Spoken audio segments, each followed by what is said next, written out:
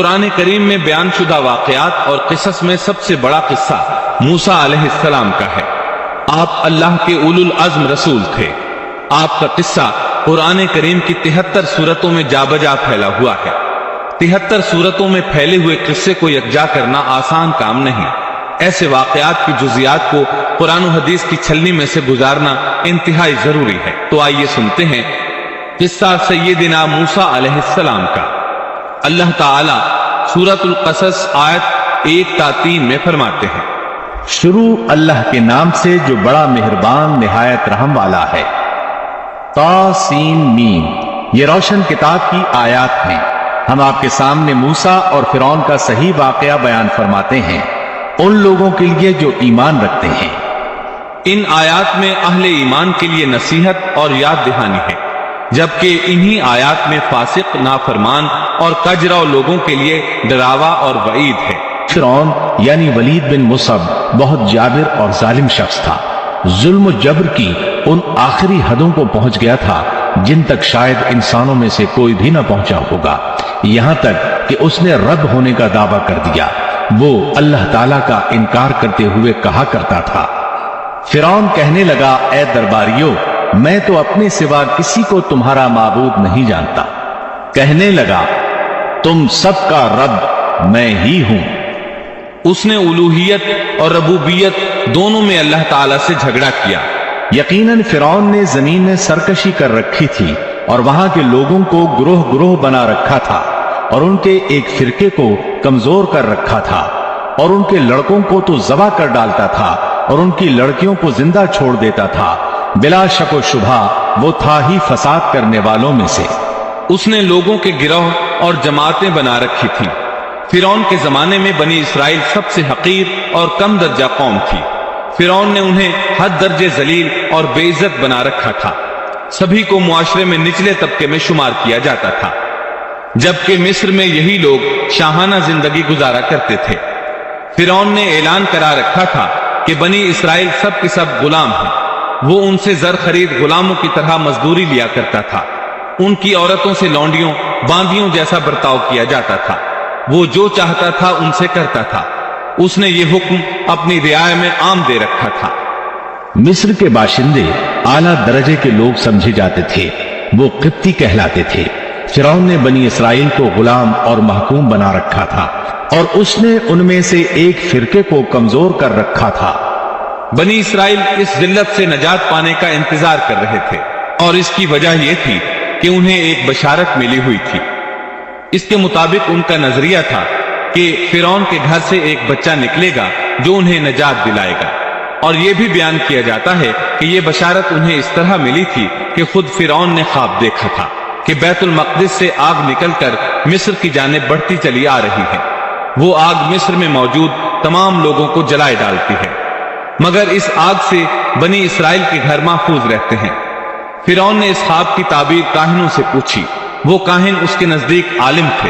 انہوں نے خواب کی تعبیر یہ بتائی کہ بنی اسرائیل میں ایک بچہ ایسا پیدا ہونے والا ہے جس کی وجہ سے مصریوں کی ہلاکت ہوگی۔ یہ تعبیر سن کر فرعون ڈر گیا۔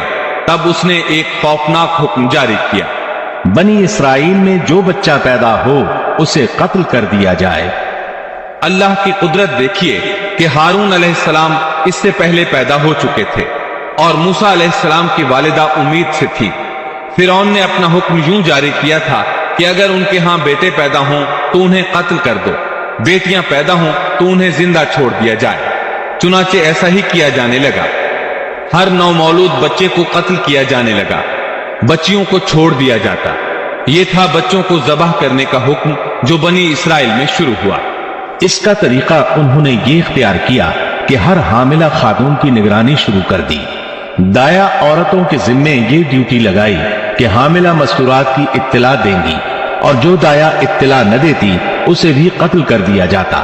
اس طرح فرعون اور اس کے وزیروں کو ہر نو مولود سے باخبر رکھا جاتا تھا۔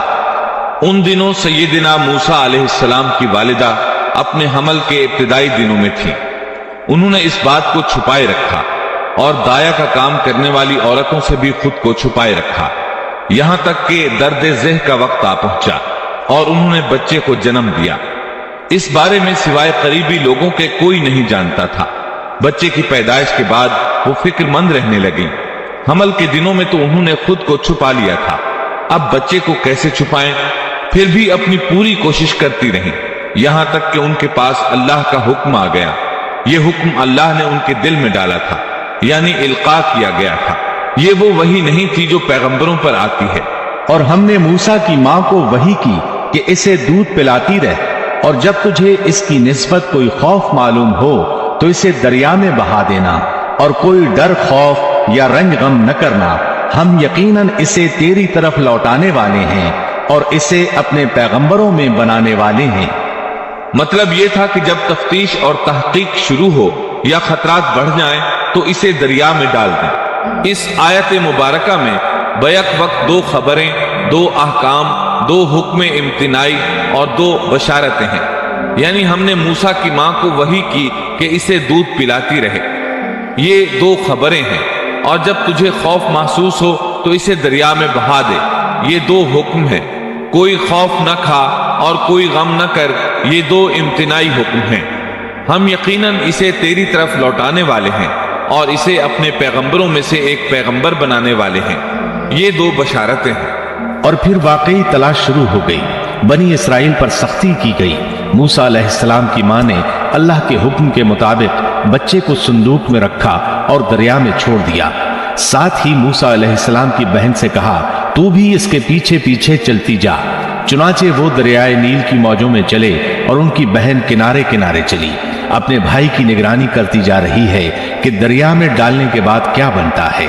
अल्लाह ताला सूरतुल कसस आयत 11 में फरमाते हैं, मूसा की वालिदा ने उनकी बहन से कहा, तू इसके पीछे पीछे जा। तो वो उसे दूर से देखती रही और फिरौनियों को इसका इल्म भी न हुआ। संदूक बहता हुआ फिरौन के महल्लात के करीब आन ठहरा। महल्लात दरियाए नील के किनारे थे। अल्लाह ताला सूरतुल कसस में फरमाते हैं, आखिर फिरौन के आदमियों ने संदूक उठा लिया। आखिरकार यही बच्चा उनका दुश्मन हुआ और उनके रंज का बायस बना। अब वो इसकी भलाई चाह रहे हैं, लेकिन वही फिरौनियों के लिए वबाल जान बनने वाला था। अल्लाह सूरतुल कसस आयत 8 में फरमाते हैं, कुछ शक नहीं कि फिरौन और हामान और उनके लश्कर थे ही खताकार। फिरौन की बीवी ने फौरन पहचान लिया कि यह बच्चा बनी इसराइल में से है। चुनाचे उसने कहा, और फिरौन की बीवी ने कहा, ये तो मेरी और तेरी आंखों की ठंडक है, इसे कत्ल न करो। बहुत मुमकिन है ये हमें कोई फायदा पहुंचाए या हम इसे अपना बेटा ही बना लें। और ये लोग शऊर ही नहीं रखते थे। मतलब ये कि इस पूरे मामले में अल्लाह ताला की तदबीर से उन्हें आगाही नहीं थी। इस पर फिरौन ने कहा, यह सिर्फ तेरी आंखों की ठंडक है, मेरी नहीं। मैं नहीं चाहता बनी इसराइल का कोई बच्चा मेरी निगरानी में पले, लिहाजा ये सिर्फ तेरी ही आंखों की ठंडक है। इब्ने अब्बास रजी अल्लाह अन्हुमा फरमाते हैं, अगर फिरौन ये बात कह देता कि ये मेरी भी आंखों की ठंडक है तो अल्लाह ताला उसे हिदायत दे देता, लेकिन उसने यूं कहा, ये सिर्फ तेरी आंखों की ठंडक है, मेरी नहीं। और फिर हुआ भी यही। मूसा अलैहिस्सलाम आसिया की आंखों की ठंडक बन गए, फिरौन की आंखों की ठंडक न बने। अल्लाह ताला सूरतुल कसस आयत 10 में फरमाते हैं, और मूसा की वालिदा का दिल बेकरार हो गया, यानी उसका दिल मूसा अलैहिस्सलाम की याद के अलावा दुनिया की हर चीज से खाली हो गया। माँ की मोहब्बत और माँ के दिल का हाल जरा देखिए। मुसीबत में उस पर क्या गुजरती है, वो मेहरबानी जो माँ के दिल में होती है, वो मोहब्बत जो सिर्फ उसी दिल का खासा है। हम मर्दों की जमात इस कैफियत को नहीं जानती जो मुसीबत के वक्त माँ के दिल पर गुजरती है। चुनाचे अल्लाह ताला फरमा रहे हैं, और मूसा की वालिदा का दिल बेकरार हो गया, यानी मूसा अलैहिस्सलाम की मोहब्बत के सिवा उस दिल में और कुछ न रहा। हर वो चीज जो उसे दुनिया में प्यारी थी मूसा की मोहब्बत पर गालिब ना आ सकी। बस दिल में मूसा ही मूसा थे। अल्लाह ताला सूरतुल कसस आयत 10 में फरमाते हैं, करीब थी कि इस वाक़े को बिल्कुल जाहिर कर देती अगर हम उनके दिल को ढारस न दे देते, ये इसलिए कि वो यकीन करने वालों में रहे। अब देखिए अल्लाह ताला के काम। उनके नूरे चश्म को किस तरह उनकी तरफ वापस लौटाया। बच्चा जब महल में पहुंचा तो उसने दूध के लिए रोना शुरू कर दिया। اس کے پاس دودھ پلانے والیاں لائی گئیں، لیکن بچے نے کسی عورت کا دودھ نہ پیا۔ آخر وہ بچے کو اٹھا کر باہر لائے۔ اللہ آیت 12 میں فرماتے ہیں، اور ان کے پہنچنے سے پہلے ہم نے موسیٰ پر دائیوں کا دودھ حرام کر دیا تھا۔ جو عورت بھی آپ کو دودھ پلانے کی کوشش کرتی ناکام ہو جاتی۔ اب ظاہر ہے یہ رکاوٹ تو اللہ تعالیٰ کی طرف سے تھی، کوئی دودھ پلانے میں کامیاب ہو بھی کیسے سکتی تھی۔ ادھر موسیٰ علیہ السلام کی بہن دور کھڑی یہ سب دیکھ رہی تھی۔ سورۃ القصص آیت 12 میں ہے، یہ کہنے لگی، کیا میں تمہیں ایسا گھرانہ نہ بتاؤں جو اس بچے کی تمہارے لیے پرورش کرے اور ہوں بھی وہ اس بچے کے خیر خواہ۔ انہوں نے پوچھا، اے بچی تو کیسے جانتی ہے کہ وہ اس بچے کی خیر خواہی کریں گی؟ بچی نے جواب دیا، اس لیے کہ وہ ایک غریب گھرانہ ہے، جب انہیں معلوم ہوگا کہ یہ بچہ فرعون کے گھر سے آیا ہے تو انہیں انعام و اکرام ملنے کی امید رہے گی۔ اس گھر میں ایک نیک سیرت خاتون ہے، وہ اس بچے کو بخوشی دودھ پلانا قبول کرے گی۔ انہوں نے کہا، چلو ٹھیک ہے۔ چنانچہ آپ کی بہن انہیں گھر لے آئی۔ والدہ محترمہ نے بچے کو دودھ پلایا تو آپ نے فوراً دودھ پینا شروع کر دیا۔ سیدہ آسیہ نے ان کی طرف پیغام بھیجا کہ وہ محل میں آ جائے اور جب تک بچہ دودھ پیتا رہے وہ اس کے پاس محل ہی میں رہے، لیکن موسیٰ علیہ السلام کی ماں نے انکار کر دیا۔ انہوں نے کہا، میرے اہل و عیال ہیں، میرے خاوند بھی ہیں، لہٰذا ان کے ہوتے ہوئے میں گھر نہیں چھوڑ سکتی۔ اب چونکہ بچے نے کسی اور کا دودھ پینا قبول نہیں کیا تھا، اس لیے وہ خود بچے کو لے کر آتے تھے۔ اس طرح موسیٰ علیہ السلام کی والدہ کا بے حد احترام ہونے لگا۔ فرعون کے ہر کارے تحفے تحائف ان کے گھر لانے لگے۔ اللہ تعالیٰ آیت 13 میں فرماتے ہیں، پس ہم نے اسے اس کی ماں کی طرف واپس پہنچایا تاکہ اس کی آنکھیں ٹھنڈی رہیں اور آزردہ خاطر نہ ہو، اور جان لے کہ اللہ کا وعدہ سچا ہے، لیکن اکثر لوگ نہیں جانتے۔ اس طرح موسیٰ علیہ السلام شاہی محل میں پلنے بڑھنے لگے، یہاں تک کہ 18 سال کے خوبرو نوجوان ہو گئے۔ اللہ تعالیٰ آیت 14 میں فرماتے ہیں، اور جب موسیٰ اپنی جوانی کو پہنچ گئے اور پورے توانا ہو گئے تو ہم نے انہیں علم و حکمت عطا فرمایا۔ نیکی کرنے والوں کو ہم اسی طرح بدلہ دیا کرتے ہیں۔